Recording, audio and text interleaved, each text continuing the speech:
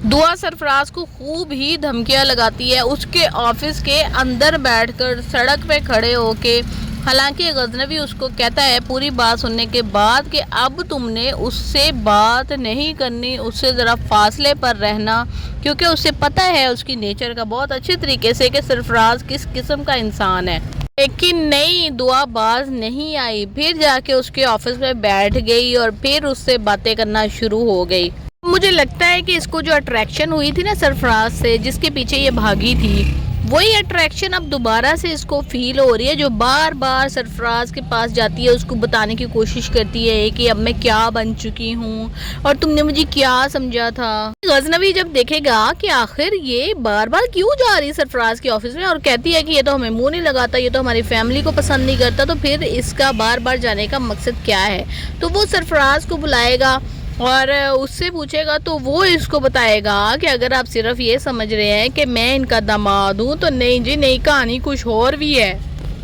کہے گا کہ جس دن میری اس کے بہن کے ساتھ شادی ہونے والی تھی، یہ کسی لڑکے کے ساتھ بھاگ گئی تھی۔ یہ پوری رام کہانی تو اس کو پتہ ہی ہے۔ پھر وہ اپنے جو ہے نا گنڈے جو اس نے رکھے ہوئے ہیں، اپنے گنڈوں سے کہے گا کہ پتہ کرو کہ آخر سرفراز کون ہے، کہاں سے ہے اور دعا کا اس سے کیا تعلق ہے، یہ کہانی پوری کیا ہے۔ پھر آپ کو پتہ ہی ہے جعفر کیا کرتا ہے، کس طرح سے گڑے مردے اکھاڑ کے لے آتا ہے، اسی طریقے سے وہ گڑے مردے اکھاڑ کر لے آئے گا اور ساری کہانی جو ہے نا وہ اس کو سنا دے گا۔ تو پھر اس کو پتا چلے گا کہ ہیں یہ تو میرے ساتھ بھی دھوکہ کری ہے، مگر مجھے اتنا لا علم رکھا ہوا ہے اور جا کے اس کے آفس میں بیٹھ رہی ہے۔ تو یہ کہانی تھی جو اس کے ساتھ یہ بھاگی تھی، تو اس نے اس کو بیچا تھا، تب میں نے اس کو خرید کر یہاں لایا ہوں۔ پھر بھی یہ میری احسان مند نہیں ہو رہی ہے اور مسلسل میرے ساتھ جھوٹ بول رہی ہے، چھپا رہی ہے باتیں۔ تو یہ کیا سمجھتی ہے کہ میری اپروچ اتنی بھی نہیں ہے کہ مجھے سمجھ آ جائے؟ خیر جی، ان دونوں کے درمیان یہی بنے گی چپکلش کی وجہ اور خوب باتیں سنائے گا اس کو کہ میں نے جو ہے نا فرح کو بھی چھوڑ دیا، کشمالہ کو بھی دیکھ لو، تمہارے اوپر میں کوئی فوقیت نہیں دیکھا، اور تم نے کیا کیا، تم سرفراز سے ملتی رہی میری پیٹھ پیچھے اور مجھے بتایا بھی نہیں، اور مجھے جب میں نے تم سے پوچھا تب بھی تم نے مجھے پوری کہانی نہیں بتائی۔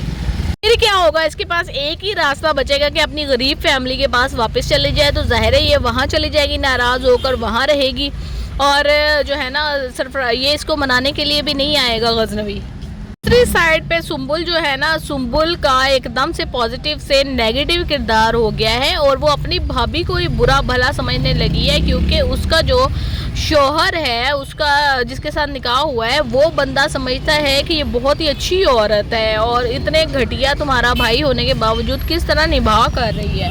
اس کا نیگیٹو کریکٹر اس لیے بھی دکھا رہے ہیں کہ کل کو دکھانا ہے کہ کس طریقے سے وہ بندہ ان کو دھوکہ دیتا ہے، دھوکہ دے کے چلا جائے گا، تو ایسا نہ ہو کہ عوام کی ہمدردیاں جو ہے نا وہ ساری کی ساری سنبل کے ساتھ ہو جائیں کہ سنبل تو بڑی ہی اچھی تھی، تو پھر اس کے ساتھ اتنا برا کیوں ہوا، اس کے ساتھ نہیں ہونا چاہیے تھا، اس کی ماں کے پاپوں کی سزا اس کو نہیں ملنی چاہیے تھی۔